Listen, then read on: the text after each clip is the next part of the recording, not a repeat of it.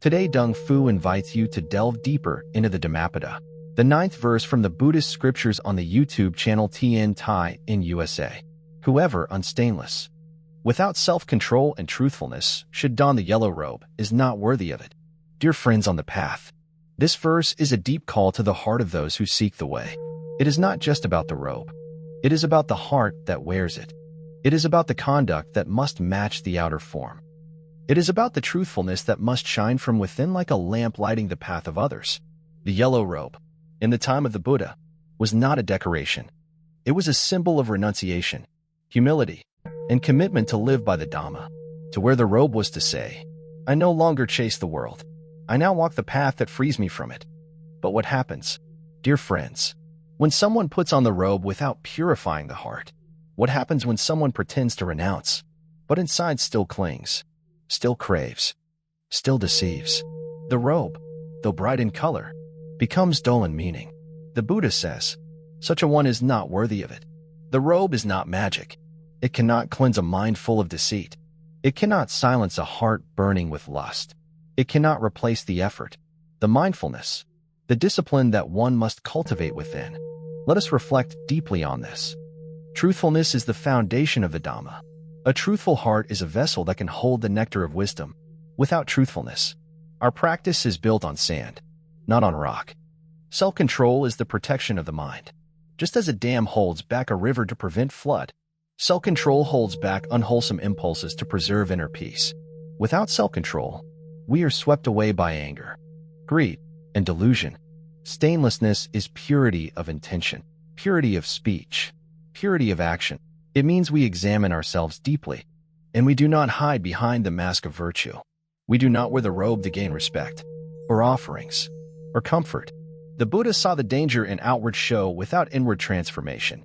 The robe is only meaningful when it expresses a sincere vow, a vow to train the mind, purify the heart, and live for the welfare of all beings. So how do we apply this teaching in our daily lives? Whether we wear the robe or not, we can ask ourselves, do I wear the robe of honesty? Do I wear the robe of mindfulness? Do I wear the robe of compassion, forgiveness, and humility? You do not need to be a monk to walk the noble path. What matters is the sincerity of your heart, the integrity of your actions, and the purity of your mind. Let us walk together now through the meaning of each quality the Buddha has shown us. Unstainless. The word implies impurity, corruption, a heart still tainted by greed, hatred, and delusion. To become stainless is not to be perfect, but to be vigilant, to know the stains and work to remove them, to confess our faults and take refuge in the Dhamma.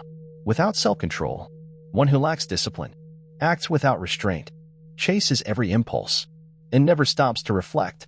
Self-control is the fruit of mindfulness, and mindfulness begins with breathing, with pausing, with watching the arising and passing of thoughts without acting on them.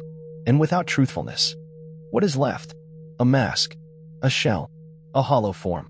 One may quote scriptures, chant long hours, sit with a still body, but if the words do not match the heart, if the speech does not reflect honesty, then the path is lost. So the verse warns us not to become actors on the stage of the spiritual life. The true robe is woven from honesty, restraint, and sincerity. Friends, the robe can be worn by anyone, but it becomes heavy when the heart is not light. It becomes a burden, not a blessing, when it hides corruption. Let us ask ourselves, have we ever pretended to be more than we are? Have we ever tried to appear virtuous when our thoughts were elsewhere? Have we ever put on a robe of false humility to win the praise of others? These are subtle stains. They arise silently in the mind, but they grow quickly when not seen. What is the antidote? To return to the breath, to return to honesty, to admit we are learning, to admit we are human, and in that admission, find the doorway to awakening. The robe of truth is not stitched with cloth. It is stitched with awareness, with discipline, and with love.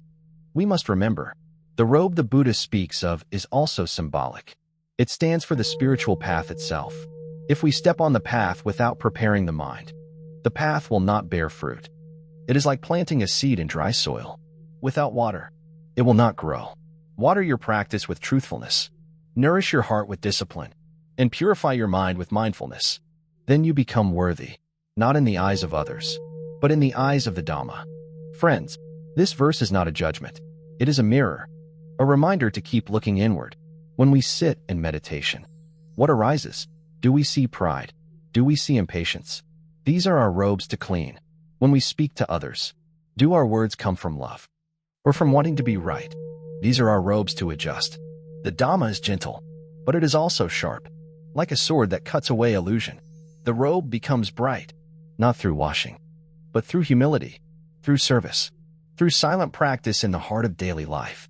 Whether we wear white, brown, or yellow, what matters is not the color, but the conduct.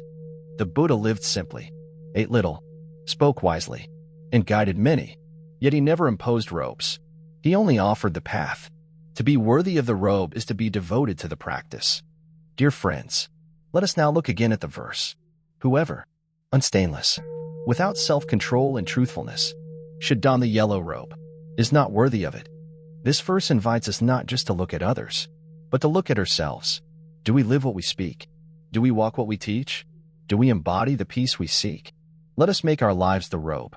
Let us wear mindfulness on our breath, compassion in our steps, and wisdom in our silence. Let us walk gently, live purely, and speak honestly. Let us be like the lotus, growing in muddy water, yet blooming in light. For in doing so, we become the true robe, the robe of the Buddha's lineage, the robe of awakening, not by cloth, but by character, not by show, but by sincerity, not by words, but by the silence that understands. And now, dear friends, let us take this teaching into our hearts more deeply. Let us spend time contemplating how we might begin anew each day. When we wake up, we can take a moment to remember our purpose. Why do I walk this path? Is it to be praised? Or is it to understand suffering and its end? This small reflection can guide our whole day. Throughout the day, we can wear the invisible robe of awareness. Just as a robe covers the body, awareness can cover our mind, keeping it warm with compassion and protected from the winds of delusion. Let us observe how we interact with others. Do we speak words that are honest and kind? Or do we fall into gossip, complaints, or harshness? Let us catch ourselves gently, without blame, and begin again with mindfulness. When the robe of sincerity becomes torn by desire, patch it with contentment. When the robe of patience is frayed by anger, sew it with loving kindness. When the robe of humility is stained by pride, cleanse it with gratitude. Let us not be afraid to see our own faults, for only when we see them can we transform them. This is not shame. This is wisdom. We can take refuge again and again in the three jewels: the Buddha, the Dhamma, and the Sangha. They are our guides, our light, and our support on this path. And when we grow tired, let us rest in the breath. The breath is always here, quiet, gentle, steady, like a teacher who never leaves. We can make offerings not just with flowers or incense, but with our behavior. Let our offering be our discipline, our honesty, our compassion. We can build temples not just with bricks, but with kindness in the heart. So even if we never wear the yellow robe physically, we can wear the inner robe of the Dhamma. Every moment, the robe is not to elevate us above others. It is to remind us to bow deeper into humility. It is not to shield us from the world, but to open our hearts wider to the suffering within it. The robe is not the end of the journey. It is the beginning, a reminder that awakening is possible, but it requires effort, truth, and sincerity. As we walk this path together, let us support one another. Let us not criticize others for their robes, but gently turn inward and ask, is my robe clean today? Have I been honest? Have I been kind? Have I restrained my greed? Have I served with joy? Each moment is a chance to put on the true robe again. Let us rejoice in those who live the Dhamma, not just speak it. Let us admire those who renounce pride, not just possessions. Let us follow those who quietly shine, not those who loudly boast. And above all, let us remember the Buddha's teaching, that the robe, whether seen or unseen, must be matched by the heart. Thank you for watching today's sermon with Tien Tai. Nam Mo Adi De Fat. I wish to bring this merit towards all disciples and sentient beings, all of whom will attain Buddhahood. Remember to like and subscribe to the channel to review the short sermons of the Buddha.